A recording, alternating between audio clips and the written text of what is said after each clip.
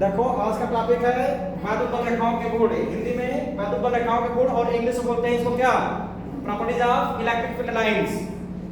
तो जैसा कि हमने आपको बताया था कि इलेक्ट्रिक फील्ड लाइंस होती क्या है, मैंने यही पहला बताया था कि इलेक्ट्रिक फील्ड लाइंस जो होती है इमेजिनरी एवं कर्व और एंगललेस लाइंस होती है जो पॉजिटिव चार्ज से निकल करके नेगेटिव चार्ज के ऊपर समाप्त होती हैं, ये बताया गया था। अब जब हम लोग प्रॉपर्टीज पढ़ेंगे तो पहला प्रॉपर्टी जिसका क्या होगा कि इलेक्ट्रिक फील्ड लाइंस हमेशा पॉजिटिव चार्ज से निकल करके नेगेटिव चार्ज की तरफ जाती है। पहला क्या होगा, पॉजिटिव चार्ज से निकल करके नेगेटिव चार्ज की तरफ जाती है। दूसरा प्रॉपर्टी हम इसको बोल रहे हैं और तुम लोग को इसको इनवर्ट में लिखना होगा कि electric field lines exerted from positive charge and ends at the negative charge. मतलब वैद्युत रेखाएं जो होते हैं सदैव धनावेश से निकल करके ऋणावेश पर समाप्त होते हैं। ये आपका पहला पॉइंट हो गया। दूसरा हो जाएगा इलेक्ट्रिक फील्ड लाइंस जो होती है, इलेक्ट्रिक फील्ड लाइंस जहां पर डेंसर होंगे, डेंसर का मतलब सघन पास पास, where the intensity of electric field lines are denser then the intensity of electric field will be maximum। क्या बोला है, फिर से सुन लो, where the electric field lines are denser then the intensity of electric field will be maximum। अभी हम आपको इसमें समझाएंगे। जहां पर वैद्युत बल रेखाएं सघन होती है, सघन का मतलब क्या होता है, पास पास, जहां पर वैद्युत बल रेखाएं सघन होती है वहां पर वैद्युत क्षेत्र की तीव्रता का मान क्या होता है, अधिकतम होता है।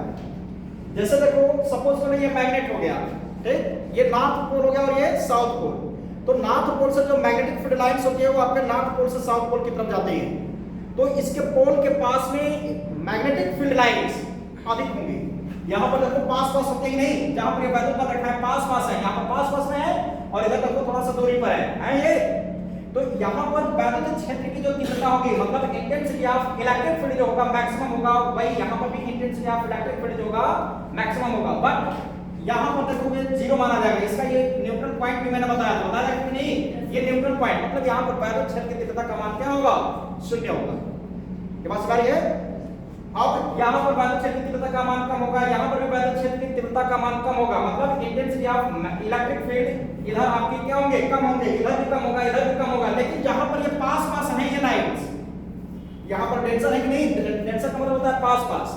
जैसे इधर तुम लोग बैठे हो, देखो कितना पास पास बैठे हो, ये दूर दूर बैठे हैं, तो मतलब तुम लोग डेंसर हो गए और ये क्या हुए, rare medium. Medium two types का मैंने बताया था, एक रेयर मीडियम, एक दूसरा डेंसर मीडियम। तो ये आपका डेंसर मीडियम है, ये क्या है, रेयर मीडियम। तो जहां पर ये इलेक्ट्रिक फील्ड लाइंस क्या होंगी, डेंसर होंगी, वहां पर intensity of electric field will be maximum. Hindi में बोले जहां पर वैद्युत बल रेखाएं सघन होती है वहां पर वैद्युत क्षेत्र की तीव्रता का मान अधिकतम होता है। जहां पर वैद्युत बल रेखाएं क्या होती है, सघन पास पास होती है, वहां पर वैद्युत क्षेत्र की तीव्रता का मान अधिकतम होता है। Where the electric field lines are denser then their intensity of electric field will be maximum। समझ रहा है। नेक्स्ट होगा आपका, तो डेंसर से समझ में आ जाएगा, ये क्या हो जाएंगे, इंटेंसिटी ऑफ इलेक्ट्रिक फील्ड जो होगा, ई का वैल्यू जो होगा मैक्सिमम होगा, ये विल बी मैक्सिमम। मतलब ये हिंट लिख रहे हैं, समझ रहे नहीं, आप सुनोगे और उसको लिख करके लाओगे।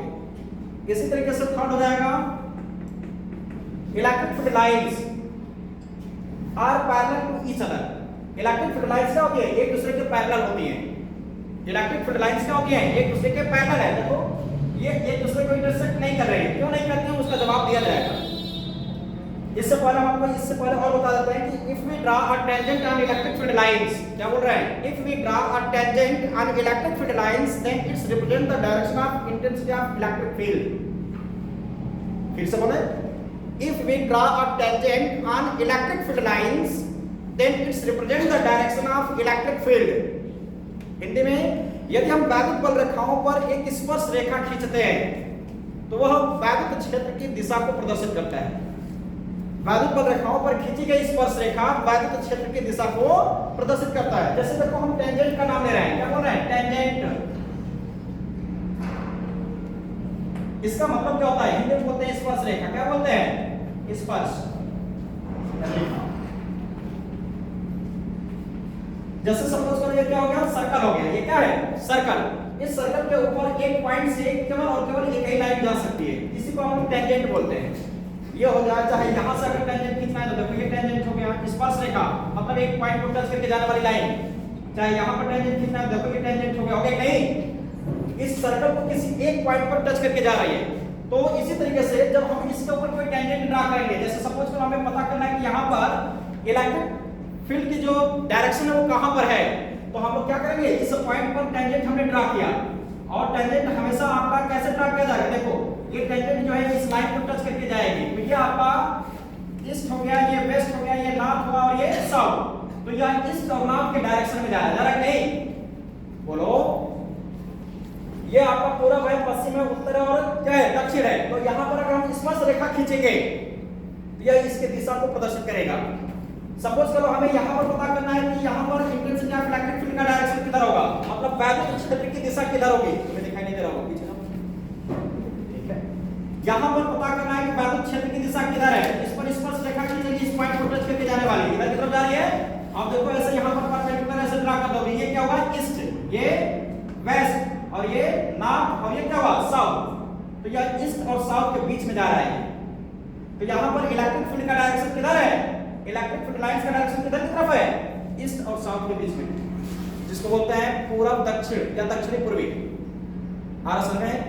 अगर सपोज करो हमें यहाँ पर पता करना है तो यहाँ पर पता करना है तो यहाँ पर जब पता करोगे तो आपका ऐसे ही आएगा, देखो आ रहा नहीं है, ईस्ट और नॉर्थ के बीच में जा रहा है, तो इसी को बोलते हैं स्पर्श रेखा। ये क्या बोल रहे हैं स्पर्श रेखा, मतलब वैद्युत बल रेखाओं पर खींची गई स्पर्श रेखा वैद्युत क्षेत्र की दिशा को प्रदर्शित करता है। क्या बोल रहा है, वैद्युत बल रेखाओं पर खींची गई स्पर्श रेखा वैद्युत क्षेत्र की दिशा को प्रदर्शित करता है।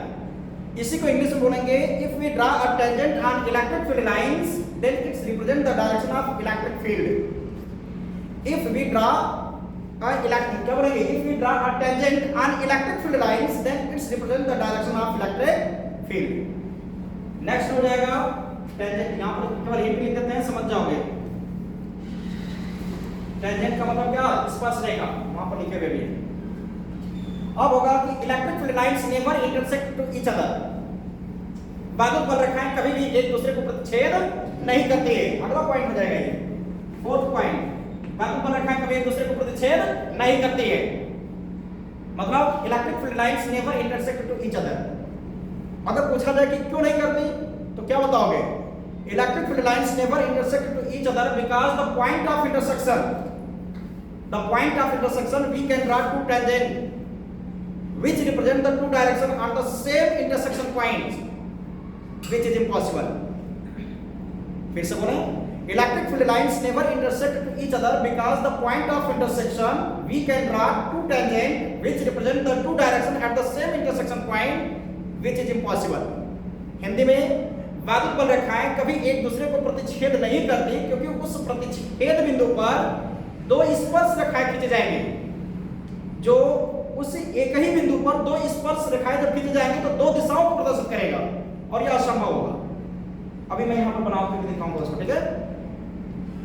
वैद्युत बल रेखाएं कभी एक दूसरे को प्रतिच्छेद नहीं करती हैं क्योंकि उस प्रतिच्छेद बिंदु पर खींची गई स्पर्श रेखा दो स्पर्श रेखाएं खींची जाएंगी जो दो दिशाओं को प्रदर्शित करेगा और यह असंभव है। जो हमने बोला समझ में आया है, हमने यही कहा है कि वैद्युत बल रेखाएं कभी एक दूसरे को प्रतिच्छेद नहीं करती हैं क्योंकि उस प्रतिच्छेद बिंदु पर दो स्पर्श रेखाएं खींची जाएंगी जो दो दिशाओं को प्रदर्शित करेगा और यह असंभव है कि एक ही पॉइंट पर दो दिशा को हम लोग कैसे रिप्रेजेंट कर सकते हैं। जैसे देखे होंगे जो पतंग लूटने वाले बच्चे होते हैं, बताया था मैंने एग्जांपल तुम लोग को शायद दिया था, तो क्या करते हैं, एक मांझा होता है ना वो, उसके अंदर यार कोई भी रस्सी ले लिया, उसके नीचे क्या बांध दिए, एक स्टोन बांध दिया और ऐसे घुमा करके फेंकते हैं तो किसी एक ही डायरेक्शन में जाता है ना, या तो मान लो इधर पंखे की तरफ फेंक रहे हैं तो पंखे की तरफ ही जाएगा। अब ये नहीं कि इधर भी जाएगा और उधर भी चला जाएगा, एक ही साथ नहीं जाएगा, कभी भी जाएगा तो एक ही डायरेक्शन में जाएगा। तो इसी तरीके से इलेक्ट्रिक फील्ड लाइंस किसी एक पॉइंट से एक ही डायरेक्शन में जाएंगे। समझा गया? तो देखो जब हम यही बोल रहे हैं कि electric field lines never intersect to each other because the point of intersection we can draw two tangent which represent the two direction at the same intersection point and it is impossible. जैसे देखो ये positive charge है और ये हो गया negative charge. हमने कहा कि इलेक्ट्रिक फील्ड लाइंस कभी एक दूसरे को इंटरसेक्ट नहीं करती है, चलो हमने इसको इंटरसेक्ट करा दिया यहाँ पर, ठीक। अगर ये इंटरसेक्ट कर देते हैं तो इस कंडीशन में क्या होगा कि अगर हम इस लाइन के अकॉर्डिंग अगर यहाँ पर टेंजेंट ड्रा करेंगे तो ये आपका कुछ ऐसे जाएगा और ये सेकंड वाली लाइन के अकॉर्डिंग ड्रा करेंगे तो देखो कुछ ऐसे जाएगा। अब देखो यही आपका दो अलग अलग डायरेक्शन में जा रहा है कि नहीं, इसी पॉइंट पर आपके दो अलग अलग डायरेक्शन में जा रहा है, जो कि आपका अलग अलग डायरेक्शन एक ही पॉइंट पर रिप्रेजेंट करता है, और यह असंभव है, ये पॉसिबल नहीं है। तो ये हो गया properties of electric field lines. ये क्या है? Properties of electric field lines. अब हम लोग पढ़ेंगे इंटेंसिटी ऑफ इलेक्ट्रिक फील्ड। क्या पढ़ेंगे? इंटेंसिटी ऑफ इलेक्ट्रिक फील्ड, वैद्युत क्षेत्र की तीव्रता, हिंदी में हेडिंग लगाओ इंटेंसिटी ऑफ इलेक्ट्रिक फील्ड। ये आप सबको बता रखा है ना क्लास में, तो सीधे बैठ जाओ, सबको समझ में आएगा। ये तुम्हारा एक तरीके से रिवीजन हो रहा है, समझ लो। हेडिंग लिखो इंटेंसिटी ऑफ इलेक्ट्रिक फील्ड।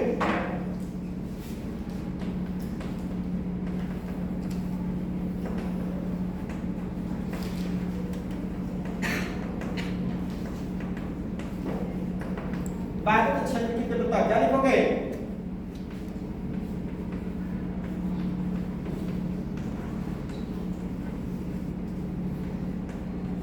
वैद्युत क्षेत्र की तीव्रता। जैसे देखो ये सपोज करो ये आपका एक इलेक्ट्रिक फील्ड हमने बना दिया,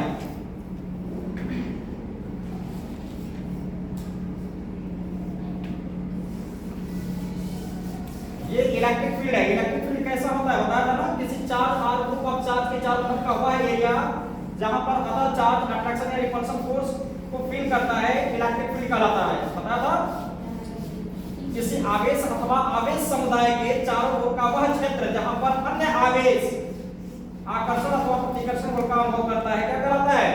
वैद्युत क्षेत्र कहलाता है। ये सपोज करो क्या हो गया, एक इलेक्ट्रिक फील्ड हो गया। ये क्या है? इलेक्ट्रिक फील्ड है। इसमें हमने एक कोई यूनिट चार्ज रख दिया। यूनिट चार्ज को हम लोग क्यू नॉट से रिप्रेजेंट करते हैं, बताया होगा मैंने। एकांक आवेश हिंदी में बोलते हैं, क्या बोलते हैं?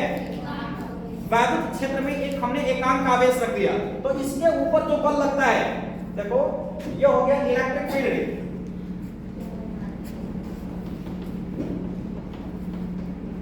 इसी को हिंदी में क्या बोलते हैं? वैद्युत क्षेत्र बोलते हैं। क्या बोलते हैं? वैद्युत क्षेत्र। तो वैद्युत क्षेत्र में स्थित किसी एकांक परीक्षण आवेश, इसको तो दो शब्द बोलेंगे, एक होगा एकांक आवेश बोलते हैं हिंदी में, चाहे उसी को बोलते हैं परीक्षण आवेश। क्या बोलते हैं? एकांक आवेश या परीक्षण आवेश। इंग्लिश में इसको क्या बोला जाएगा? इंग्लिश में एग्जामिंग चार्ज या टेस्टिंग चार्ज या यूनिट कूलम्ब चार्ज बोला जाएगा। ठीक है? देखो एक समान वैद्युत क्षेत्र में स्थित किसी परीक्षण आवेश के ऊपर लगने वाले वैद्युत बल को एकांक वैद्युत को यो गया एक समान वैद्युत क्षेत्र। एक समान वैद्युत क्षेत्र में स्थित किसी परीक्षण आवेश के ऊपर लगने वाले वैद्युत बल को ही वैद्युत क्षेत्र की तीव्रता कहते हैं। क्या बोले? परिभाषा यही समझ जाएगी। ये जो आपने लिखा है यहाँ पर जो बनाया है यही से मिलेगा। देखो एक कूलम्ब का मतलब क्या हो गया? एकांक कूलम्ब का आवेश। क्या हुआ ये?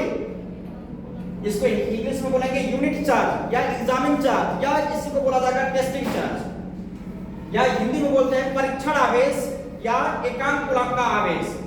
तो देखो किसी वैद्युत क्षेत्र में स्थित, यहाँ पर हिंदी मीडियम, किसी वैद्युत क्षेत्र में स्थित एकांक आवेश के ऊपर आरोपित वैद्युत बल को ही वैद्युत क्षेत्र की तीव्रता कहते हैं। एक समान वैद्युत क्षेत्र में स्थित किसी परीक्षण आवेश पर आरोपित वैद्युत बल को ही वैद्युत क्षेत्र की तीव्रता कहते हैं। फोर्स अप्लाइड, ये क्या है? Force applied on unit coulomb of charge in uniform electric field is known as intensity of electric field. ये समझ रहा है? फोर्स अप्लाइड ऑन यूनिफॉर्म, देखो यहां से फोर्स कौन सा है? Electric force. अब वो आपका अट्रैक्शन फोर्स भी हो सकता है या रिपल्शन फोर्स भी हो सकता है, डिपेंड करेगा इस चार्ज के ऊपर, इस चार्ज के नेचर के ऊपर, वो पॉजिटिव है कि नेगेटिव है और यहां वाला किसके कारण से प्रोड्यूस हुआ है। तो force applied on unit coulomb of charge in uniform electric field is known as intensity of electric field. ये बात समझ रहे हैं?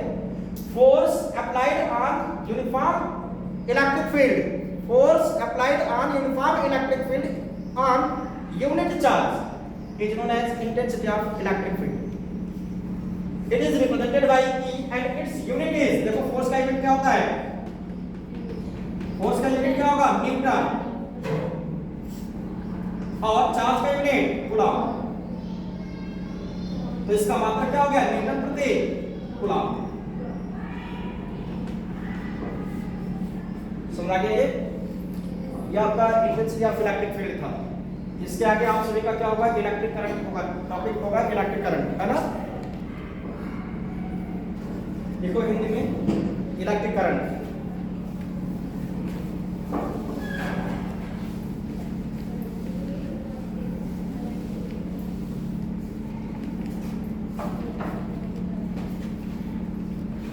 इसको बोलते हैं वैद्युत धारा। क्या बोलते हैं?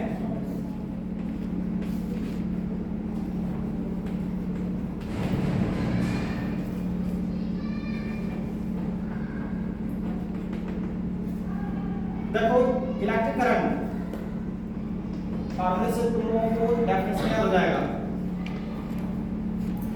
Electric current is equal to होता है फ्लोइंग ऑफ चार्ज,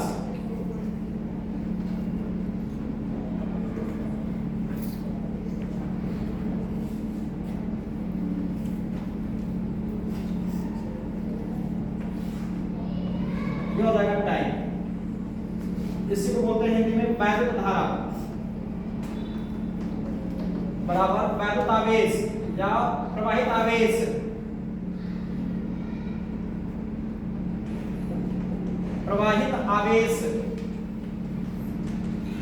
बटा के समय।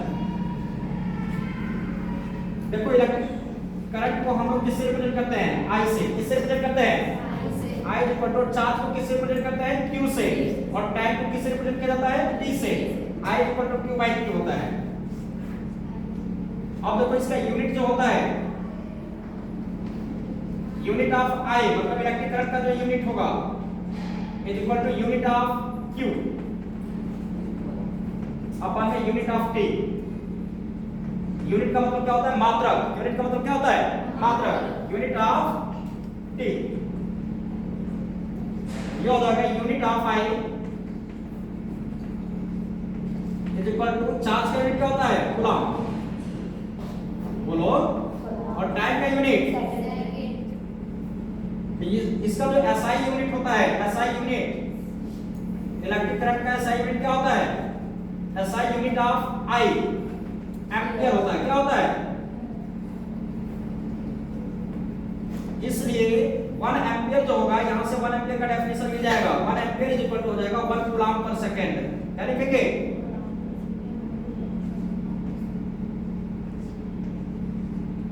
सुना रहे? यहां से 1 एम्पियर का डेफिनेशन मिल जाएगा। इसको जरा रफली नोट करना।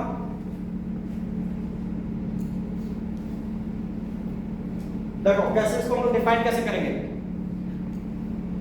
जब हम बोलेंगे कंडक्टर, हिंदी में बोलेंगे चालक। क्या बोलेंगे? चालक का मतलब क्या समझोगे? तार मान लेना। कंडक्टर का मतलब वायर। देखो जब किसी चालक में एकांक समय, मतलब जब हम लोग समय से क्या करते हैं? भाग देते हैं, तो यहां पर दर भी बोला जा सकता है। क्या बोलेंगे? दर। तो बोलेंगे किसी चालक में प्रवाहित आवेश की दर को ही वैद्युत धारा कहते हैं। किसी चालक में प्रवाहित आवेश की दर को, समय दर को वैद्युत धारा कहते हैं। किसी चालक में प्रवाहित, क्या बोलेंगे? किसी चालक में प्रवाहित आवेश के समय दर को वैद्युत धारा कहते हैं, या आवेश प्रवाह के समय दर को वैद्युत धारा कहते हैं। सबसे छोटा परिभाषा, किसी चालक में आवेश प्रवाह के समय दर को वैद्युत धारा कहते हैं। इसे I से प्रदर्शित करते हैं और इसका मात्रक एम्पियर, इसका SI मात्रक क्या होता है? एम्पियर होता है। किसी चालक में आवेश प्रवाह के समय दर को वैद्युत धारा कहते हैं। किसी चालक में आवेश प्रवाह के, प्रवाह मतलब प्रवाहित होना, बहना, किसी चालक में आवेश प्रवाह के समय दर को वैद्युत धारा कहते हैं। इसे I से प्रदर्शित करते हैं तथा इसका मात्रक जो होता है SI मात्रक एम्पियर होता है। ठीक? देखो flow of a charge in a conductor पर unit time, flow of a charge in a conductor पर unit time is known as electric current. Flow of a charge in a conductor पर unit time को बोला जा रहा है क्योंकि time से डिवाइड कर रहे हैं, या rate of flowing of a charge in a conductor is known as electric current. Simple सा डेफिनेशन इसको लिख सकते हो। Rate of flowing of a charge, rate of flowing of a charge in a conductor is known as electric current. हमने क्या बोला है? Flow of a conductor, क्या बोलेंगे? Rate of flowing of a charge in a conductor is known as electric current. It is represented by I and its SI unit is ampere. ये बात समझ रही है? फिर से सुन लो, ये आपका पूछा जाता है 1 एम्पीयर का डेफिनेशन भी यहीं से मिलेगा। यहाँ पर 1 एम्पीयर इक्वल टू 1 कूलम्ब पर सेकंड लिखे हो ना, कि जब किसी कंडक्टर में, देखो 1 एम्पीयर को कैसे डिफाइन करेंगे, ये एग्जाम में आता है 1 मार्क्स में, 2 मार्क्स का पूछा जाता है क्लास 10 में, कि 1 एम्पीयर को परिभाषित कीजिए, 1 एम्पीयर की वैद्युत धारा को परिभाषित कीजिए, define 1 ampere of electric current. तो कैसे डिफाइन करेंगे, पहले हिंदी मीडियम वाले बच्चे, कि जब किसी चालक में एकांक समांतराल में 1 कूलम्ब की आवेश प्रवाहित होता है, जब किसी चालक का मतलब तार, जब किसी चालक में एकांक समांतराल मतलब 1 सेकंड में 1 कूलम्ब का आवेश अगर प्रवाहित होगा तो उस चालक में प्रवाहित वैद्युत धारा का मान 1 एम्पीयर होगा। किसी चालक में यदि एकांक समांतराल में 1 कूलम्ब का आवेश प्रवाहित होगा तो उस चालक में प्रवाहित वैद्युत धारा का मान 1 एम्पीयर होगा। तो क्या बोलेंगे, 1 coulomb of charge flow in a conductor पर unit time. 1 coulomb of charge, जरा यहां से ध्यान से समझ लो तभी समझ में आएगा, डेफिनेशन यहीं से बन रहा है।